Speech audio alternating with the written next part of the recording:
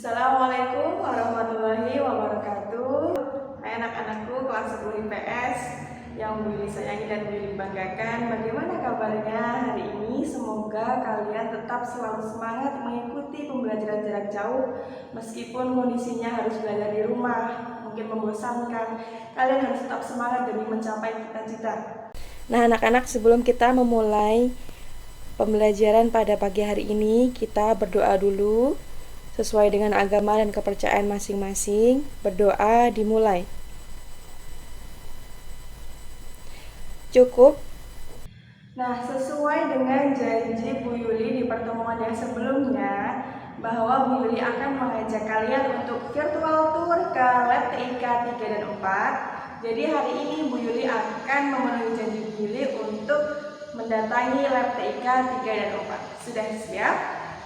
Silahkan dipersiapkan buku catatan dan alat tulisnya untuk mencatat hal-hal penting yang akan Bu Yuli sampaikan. Nah, sebelum kita melanjutkan ke virtual tour pengenalan lab TIK, Bu Yuli review dulu sebentar materi yang telah kita pelajari di pertemuan yang lalu, yaitu kita sudah mempelajari konsep interaksi antara perangkat keras, perangkat lunak, dan pengguna. Itu ada contoh-contohnya kemarin sudah Bu Yuli sampaikan di pertemuan yang lalu. Di antaranya kita kemarin sudah mempelajari perangkat keras atau hardware. Nah, hardware ini terdiri dari 3 jenis hardware sesuai dengan fungsi utamanya. Yang pertama adalah perangkat input, kemudian yang kedua adalah perangkat pemrosesan, dan yang ketiga adalah perangkat output. Nah, nanti di laboratorium komputer Bu Yuli akan tunjukkan contoh-contoh device yang termasuk dalam input device, proses device, dan output device. Nah, ini kan posisi Bu Yuli sedang di lobi SMA Negeri 1 Kota Mungkit. Bu Yuli akan ajak ke lab TIK sekarang. Mari.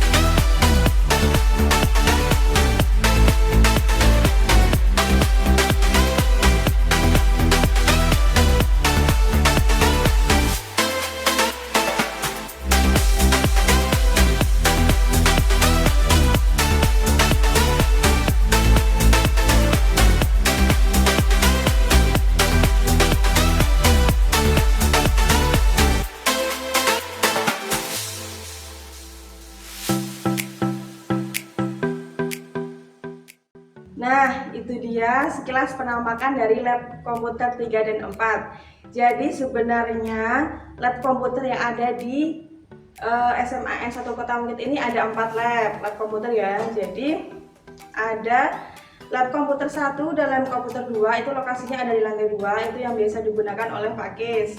Pak Kis itu juga salah satu guru informatika. Oke. Kemudian lab komputer 3 dan lab komputer 4 itu lokasinya ada di lantai 1, yang di ruangan ini Bu Yuli berdiri.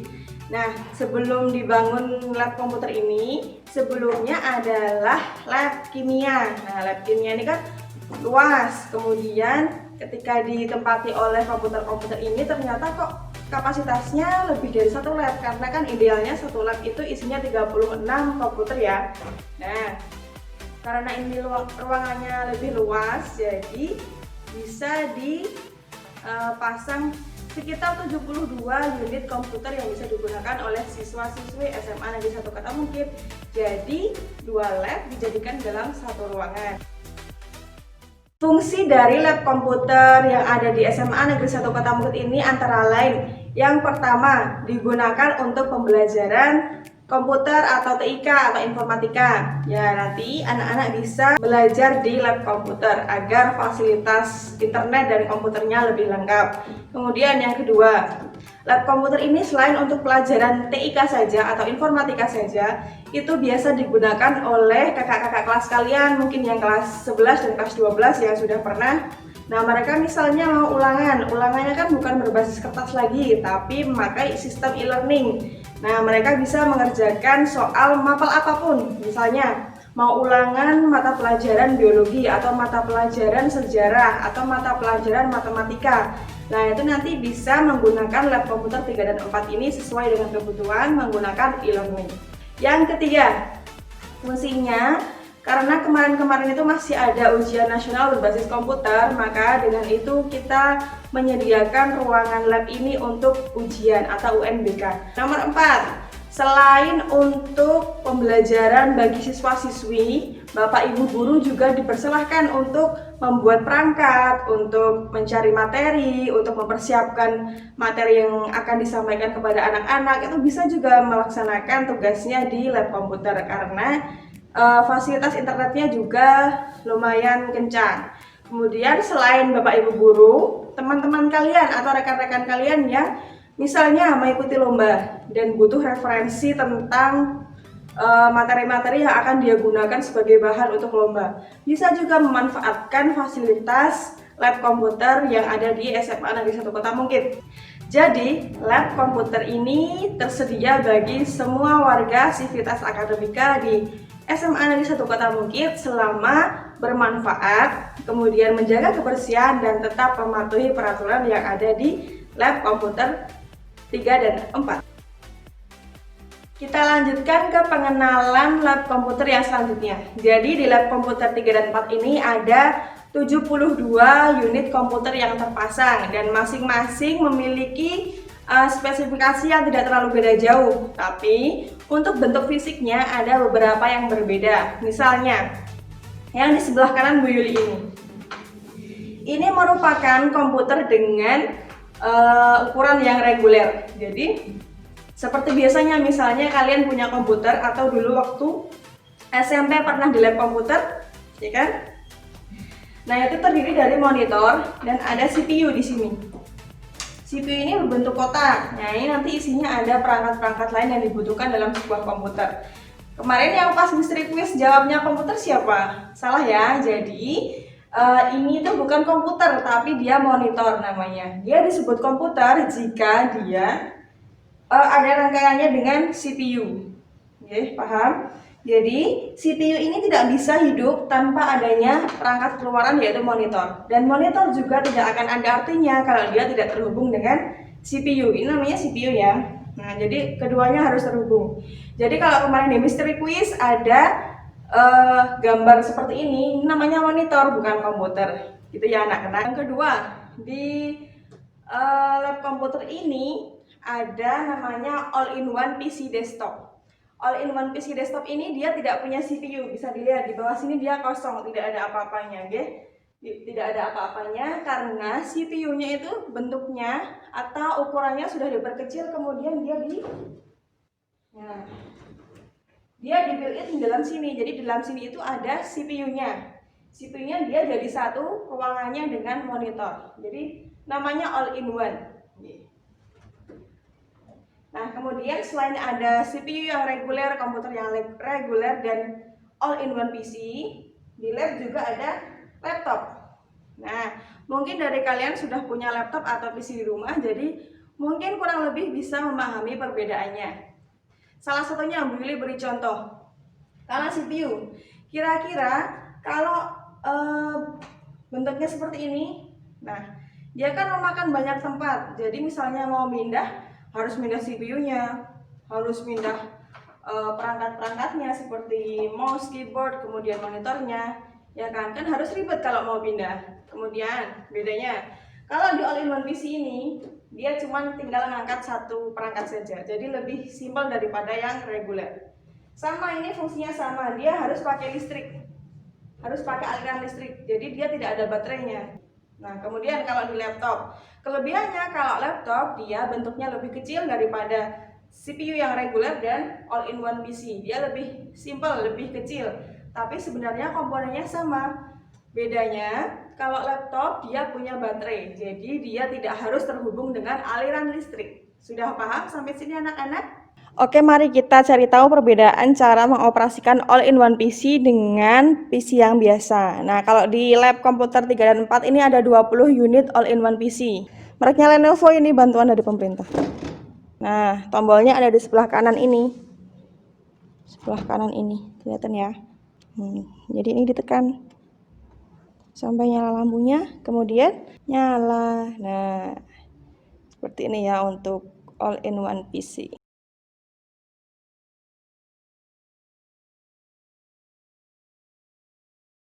Nah, oke, sudah hidup ya. Sekarang kita coba untuk menghidupkan CPU yang bukan all-in-one, CPU yang biasa. Ya, ini mungkin kalian udah pernah bisa ya. Nah, kalau CPU yang biasa dia harus dihidupkan di CPU-nya dulu sampai nyala. Nah, kemudian di monitornya kita juga harus menyalakan. Ini tombolnya ya. Nah, sampai nyala lampunya seperti ini. Baru nanti dia bisa muncul sistem operasinya.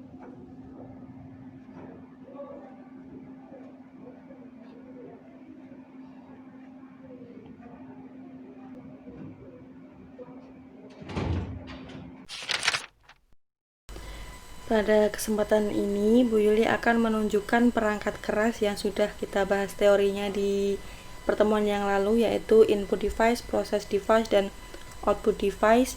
Nah, nanti akan Bu Yuli tunjukkan contoh-contohnya yang ada di lab komputer. Nah, jadi sekarang Bu Yuli akan menunjukkan beberapa contoh output device atau perangkat keluaran yang ada di lab. Antara lain ada monitor. Nah, ini monitor berfungsi untuk output berupa gambar.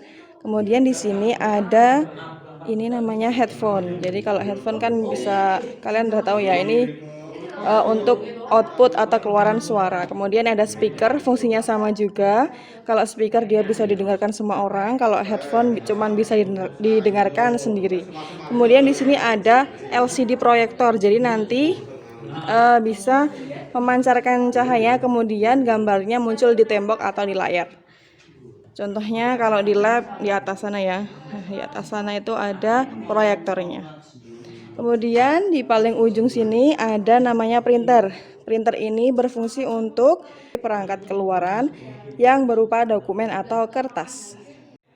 Nah, lalu ini untuk perangkat masukan atau input device. Yang ada di lab antara lain ada keyboard. Seperti biasanya dia menjadi perangkat masukan huruf ya. Jadi ngetik-ngetik huruf nanti muncul di layar. Kemudian ada mouse.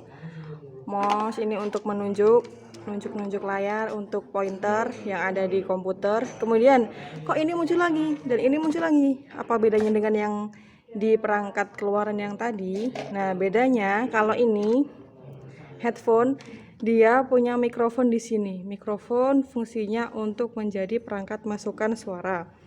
Kemudian ada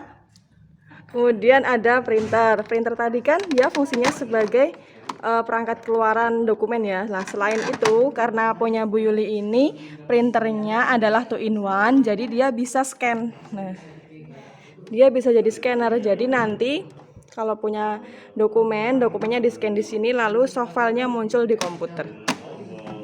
Nah, jadi dua perangkat ini printer 2-in-1 dan ada headphone, tapi dia juga bisa berfungsi sebagai mikrofon. Ini dua-duanya adalah berperan ganda sebagai perangkat input dan perangkat output.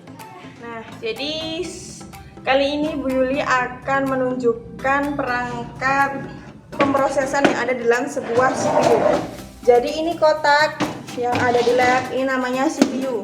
CPU ini Central Processing Unit, di mana di dalamnya terdapat perangkat-perangkat yang digunakan untuk memproses data yang ada pada komputer. Mari kita buka dan lihat isinya ya.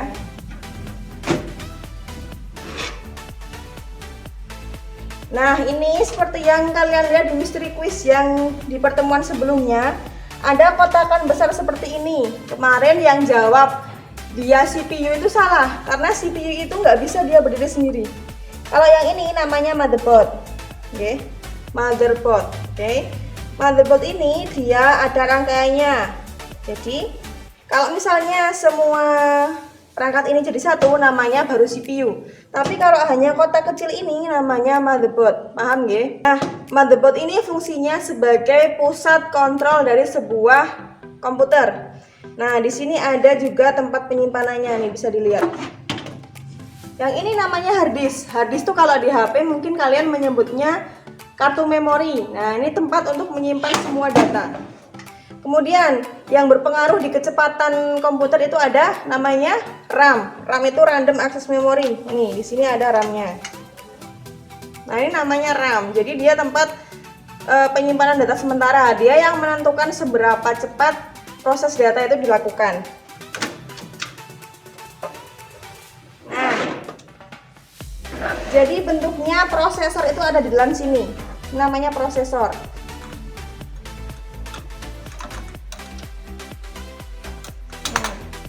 Jadi ini namanya prosesor. Ini adalah otaknya komputer. Dia itu diletakkan di soket seperti ini yang ada di dalam motherboard. Jadi dalam sebuah motherboard itu harus ada prosesornya. Jadi kan kemarin ada gambarnya motherboard yang besar ini dan ada prosesor. Nah, ini satu kesatuan yang tidak boleh terpisahkan. Nah, itu dia merupakan gambaran singkat mengenai perangkat-perangkat yang ada di dalam sebuah CPU. Nah, anak-anak, kali ini Bu Yuli akan menunjukkan interaksi antara dua perangkat komputer yang berbeda. Kita ambil contoh hari ini adalah perangkat komputer dengan perangkat handphone yang kalian punya. Gimana caranya kita mengkoneksikan antara komputer dengan HP tanpa kabel? Jadi kita kali ini menggunakan koneksi wireless atau nirkabel. Mari kita lihat selanjutnya. Nah, kita akan menghubungkan antara handphone dengan komputer. Sebelumnya, pastikan kita koneksikan dulu kedua device ini dengan jaringan yang sama. Nah, kita ini koneksikan dulu dengan wireless Wi-Fi-nya Labcom 34. Kita konekkan dulu. Kemudian, yang di handphone juga sama. Kita koneksikan dulu dengan Wi-Fi-nya Labcom 3 dan 4. Sudah terhubung ya? Nah, kita lihat. Nah, ini sudah terhubung dengan Labcom 3 dan 4 dan sini juga sudah terhubung dengan Labcom 3 dan 4. Selanjutnya, kalau untuk Windows 10 dia ada default aplikasinya namanya Connect. Silahkan diketikkan di tombol search bar namanya Connect. C-O-N-N-E-C-T. Nah, seperti ini. Terus kita klik open. Oke. Namanya adalah desktop 309 VS-FM. Kemudian kalau di handphone mungkin ini pengaturannya di setiap handphone berbeda. Kalau di tempat Bu Yuli ada di menu setting, kemudian di sini ada connection and sharing. Kemudian kita klik pilih wireless display. Nah, ini nanti kita ada namanya sama ya, desktop 309 VS-FM. Kita klik, kemudian tunggu connecting sampai connect. Apa yang akan terjadi? Mari kita lihat.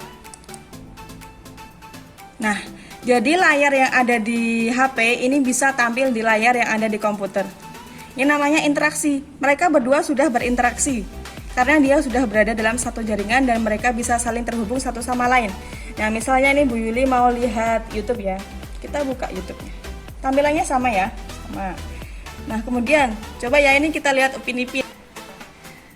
Ini kan tampilannya potret. Kita juga bisa tetap mengubah dia mau tampilan landscape seperti ini. Nah, jadi yang ada di komputer dia mengikuti tampilan yang ada di handphone. Kita full screen juga dia bisa. Nah, jadi seperti ini ya. Ini salah satu contoh interaksi antar dua perangkat komputer yaitu komputer dan handphone.